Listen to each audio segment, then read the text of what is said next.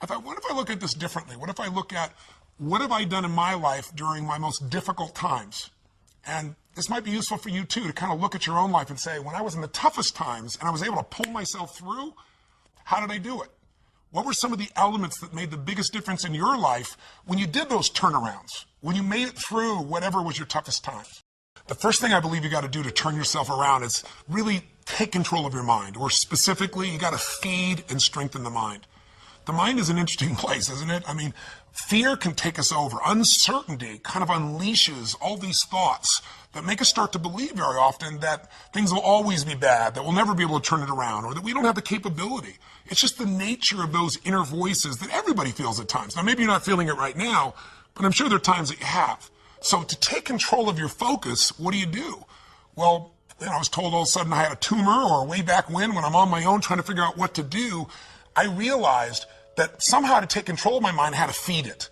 That if I didn't feed my mind, I'd be living on the weeds that came around me. I mean, today, if all you do is, pick up your phone, you've got all kinds of messages that are going to get your full attention, or flip on Google and check out the news, or watch CNN, or whatever it is you do, it's constantly coming at us. One of my first teachers, Jim Rohn, taught me something years ago. He said, Tony, every day you got to stand guard at the door of your mind. He said, I'll give you a good lesson. He said, think about this. What if your worst enemy in the whole world came and dropped some sugar in your coffee? He said, what would happen to you? I was just a 17-year-old kid just getting started. And I said, what do you mean? I'd have sweet sugar. He said, that's right. He said, what if your best friend, with the best intention in the world, dropped one drop of strychnine in your coffee?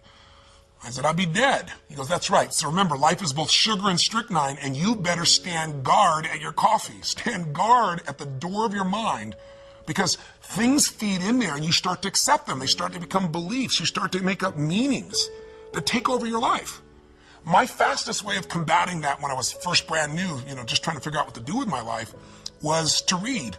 And I was poor. I was literally sleeping in my car. So I'm ancient enough to remember when there wasn't an internet, and when I would go to the library. And I would go to that library, and my whole goal was feed the mind. Feed the mind for at least an hour minimum a day, and sometimes more than that, where I would read somebody's biography. I'd read the story of somebody who went through some unbelievably difficult time and how they turned it around. And it gave me perspective. Or I'd read a book like As a Man Thinketh. If you haven't read it, it's worth reading again and again. You can read the book in about 20 minutes. Or I'd read Man's Search for Meaning, where all of a sudden Viktor Frankl, a man who was literally living at that time in Auschwitz, losing all of his family, and he figured out how to make it through that time and add value. These stories, these things fed my mind something nutritious, something strong. If we are what we eat, we are what we read, we are what we listen to. Later on, I began to feed my mind, about understanding the ideas around health principles and how people had turned themselves around who had tumors, who had cancer. I did the same thing most of my life, starting when I was 17, by listening to audio tapes. I went out and I was constantly feeding my mind. I didn't let or hope that a good idea would interrupt me or interject itself upon me. I knew a great idea had to be pursued. I had to go after it. I had to feed and strengthen my mind every single day. So I did it with audio tapes, I did it with books, and I did it by literally doing incantations, saying to myself something over and over again with such intensity till my mind began to believe it. So reading, listening, feeding your mind is the first step to get out of that place of uncertainty and to start to re-tap into your real ability to thrive in any environment. What's the second key? Well, number 2 is you got to feed and strengthen your body. As simple as that sounds, if you've been around any of my work at all, I believe physiology first. And sometimes even try to feed your mind. You can feed it, but those thoughts keep coming back. What's going to change that mind faster than anything else is a radical change in your body. A radical shift in your physiology. How do you do it? Well, think about this. When times are really uncertain, fear creeps in. And what is fear? Fear is something quite physical. It takes a hold of you when it's really there and intense. We've all had that gut level fear, that dark night of the soul at times where it feels like, nothing's going to work. So how do you turn it around? Yeah, you feed your mind, but you also strengthen that body. When's the last time you really pushed yourself? You went on a run, a slight jog or a walk, but at the end, you pushed yourself for that last 2 minutes, 5 minutes, whatever it was, till you felt like your heart was pumping up, like going to spit out blood, where there was an intensity in you. I know I sound over the top, but that's how I turn myself around. way back then when I was literally just starting my journey, I was 38 pounds heavier than I am now, and I was starting to feed my mind, but it wasn't enough. I had to really feed my body, and the way I did it is I decided to go on this run. I picked up, these, in those days I had cassette tapes. Again, that's how ancient I am, sorry, there was a time before, iPods or anything of that nature, and I listened to this song, this cassette tape. It was by this group, and it was a female group called Heart, and the song was Barracuda, I'll never forget. And I went out there and I decided to go on a run. I hadn't run for God only knows how long, years. And I had a nice big fat belly.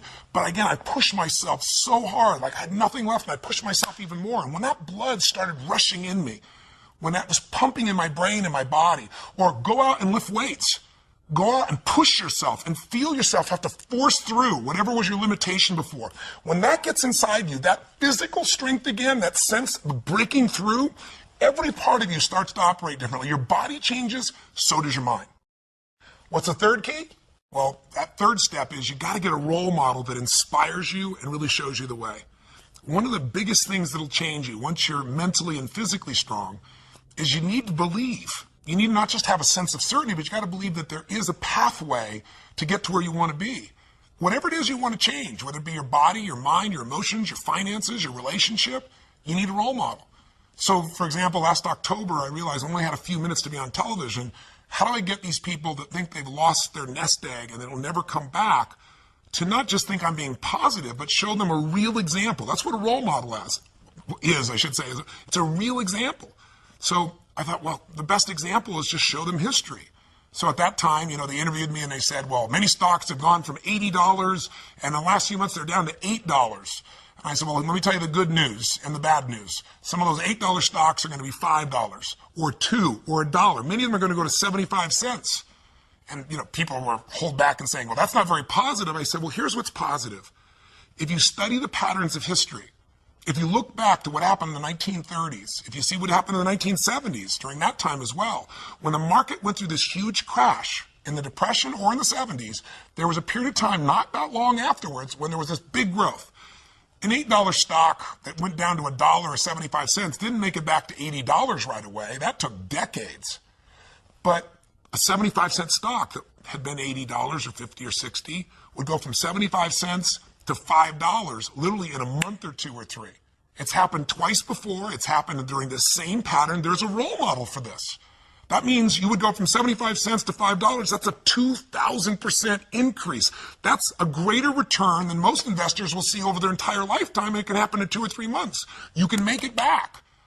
Now, I said, but I don't know if now's the time to jump in. I just know that time is coming. You got to study it.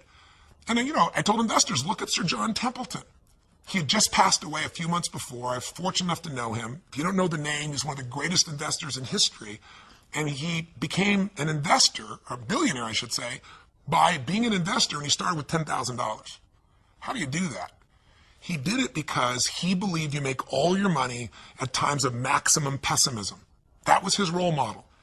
In 1939, the Depression is going on, Hitler invades Poland, and he's in a place where all heck is breaking loose, and he took his $10,000 and he invested it all he could in the stock market, bought stocks that cost $1. Many of these stocks were near bankruptcy. But what do you think happened after the war? Things got back to normal. The season always comes back. He became a billionaire from those investments. He invested in Japan when no one would invest in Japan because no role model would do that. They just got bombed. The country's down to mud and dirt. He bought things for pennies that grew and he sold them for a huge profit. If you're looking to make your business successful today and you're trying to think, how do I do this in this tight economy? Look around at role models. Who around you is still doing well? There are people. You just got to find them. Look at Zappos. Zappos is a company that only a few years ago was sitting around in a garage, and in this economy, they're thriving, selling shoes. They're going to do $1 billion this year. Or better yet, if you're just feeling like you lost your job, you've lost your home, you've lost your income, your nest egg, or you're facing just unbelievable challenge, then look at somebody like a Nick V. If you don't know who I'm talking about, go to my blog and watch a video of him. I'm shortening his name. It's very hard to pronounce his name. I'll be respectful, but I've got his whole story there. You can watch it. Here's a guy that was born with no arms and no legs. I mean, literally, he can't dress himself, can't move, can't feed himself. He wanted to die. He was totally depressed. And in one day, he figured out a different way of looking at life. He somehow began to strengthen his mind and body, and he got a different role model of what was possible inside of himself. And now he inspires people all over the world. Little kids who think they have a big problem, adults who think they have a big problem, meet him and go, how does he even make a phone call? And you'll see him do it. He's got this one little webbed foot. Please go see it. You'll be inspired. We all need contrast sometimes. Not only role models of how to get it done and be successful, but role models of how to deal with our problems and our challenges. So get a role model that'll inspire you and show you the way. And the fourth key now is you've got to get a proven plan, and you got to take massive action. Don't even worry about a proven plan. There are lots of role models. Hopefully they'll prove it to you, but get a plan. Do something. I tell people all the time, you got to remember the power of massive action. So often in life, people don't begin the journey because they're not quite sure what to do or how to do it right or how to do it perfect. If you want to change your body, get yourself moving. Don't wait for the perfect trainer. Just go out there and move. Put on your shoes and move and get momentum. Just remember, progress equals happiness. If you can start to make progress, if you can get yourself going, even if it's not perfect, if it doesn't work, you know what to do. Just change your approach. If that doesn't work, change your approach. But if there's anything that'll shift your life, that'll get you to thrive in a difficult situation, is take some massive action. Try something else. Change it, try it, move it. I go on and on this, but I want to be respectful to your time, so let me give you the final key, number 5. Number 5, I think, is the most important of all. So just to remind you, first thing you got to do is feed and strengthen that mind. Read, listen, feed the mind, take control of that focus, stand guard at what other people are saying, focus on what it is you're here to give, what you can control, what you can make happen. Number 2, feed and strengthen that body. Remember, fear, uncertainty, they're physical experiences. So the best way to deal with something physical is get physical. Change that body, go lift some weights, go for that run, do something that's going to get you in that state. If you've been to our seminars, you know exactly what to do. But get that hour of power going, that 15 minutes to thrive, if you're familiar with that, to train your body and mind to be strong again. Number 3, make sure you put yourself in that position where you find a role model that's going to inspire you and show you that way. Maybe it's a contrasting role model. You think your life's so tough? Find somebody with tougher who's really turned it around. Or maybe it's just somebody who's really succeeded, that you can now see there is a way. There's a way through. There's a way to make this happen, even in the toughest times. There's always a way. 4, make sure you get yourself into action. Get a plan, take massive action. And then number 5, most importantly of all of them, feed your spirit. Feed and strengthen your spirit. And there's only one way to do that. It's to find what you're grateful for and to take time, whether it be prayer for you or just taking a moment to think about what it is that's so lucky in your life. There's a rejuvenation in our spirit when we stop taking things for granted. And when, most importantly, what feeds your spirit is to give, to find a way to do something for someone else who's worse off than you are. Because what is this all about? It's about strength, and it's about perspective, it's about action, it's about emotion, and it's about heart. And so many people, miss the opportunity to feel like their life makes a difference. I'm a big believer that motive does matter, that why you do something people can feel, that people may be skeptical, they may have their judgments or their fears because they've been through so much, but in my experience, ultimately, why you're doing something people feel, and if you're doing this because some part of you knows that you're here in life not just to get but to give, then there's a spark that happens in other people because they feel the genuineness of that, and there's a spark that happens in you because it reminds you what you're made for. And I'm telling you this now, and I shared this with you because I want to give you some tools, but also because I want to invite you to participate in something. Thanksgiving is coming, and it's supposed to be a time of giving thanks, right? But unfortunately, for a lot of people, what we're finding is it's just about eating turkey or, eating so much and going and watching the ball game and forgetting what the spirit of the holiday is really about. Many of you who know me probably know the story of what's happened in my life and why I'm sharing this with you right now. Because when I was 11 years old, my family, a young brother and sister, I'm the oldest, and my father and my mother, we were in a position where my father had lost his job and we had no money and no food. And we wouldn't have starved, but we certainly weren't going to have a Thanksgiving dinner, that's for sure. And it was depressing, and my father was saying things to my mother, and mother was saying things to my father that, you never forget and you can never take back. And we were in this psychological, emotional hole, and it felt like nothing could get better. And what changed my life was a simple act of kindness. Somebody who to this day I'm emotionally even thinking about it still. That's why I want to talk to you today. To this day, I don't know who it was. But they decided, or knew our family, I guess, and they sent a delivery guy to knock on the door. And, my parents were fighting, so I answered the door. And there was this tall man standing with this big box of food, everything you could imagine for this holiday. And beside him on the ground was this black pan with an uncooked turkey in it. And he said, "Is your father here?" And I said, "Just one moment." And I quickly went over and grabbed my dad and didn't tell him who it was at the door. Just said, you got to answer it. And opened the door. And unfortunately, my father didn't take in the gift. He was angry. He said, "We don't accept charity." He was very intense about it. And it was a seminal experience in my life because I wanted to celebrate. And ultimately, it became a celebration for the rest of my family. But my father didn't take in the fact that strangers can care, that strangers could really look out for you, that there could be an opportunity for you to take in a gift in life. And my father, shortly after that experience, left our family. It was one of the more intense moments of my life. But the beauty that came out of that event is the reason why I'm here right now, not just talking to you in this conversation here on the internet, but the reason I do what I do is because I was penetrated by this kindness because the meaning I gave it was that strangers care. And if strangers care about me, then I care about strangers. I got to find a way to give back. And I promised I'd find a way to do that.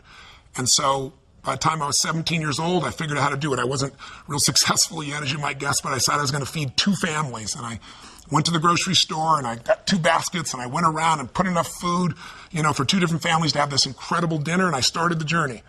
And I began by feeding a family with 5 kids who I had no clue, but the father had left, and it was destiny for me.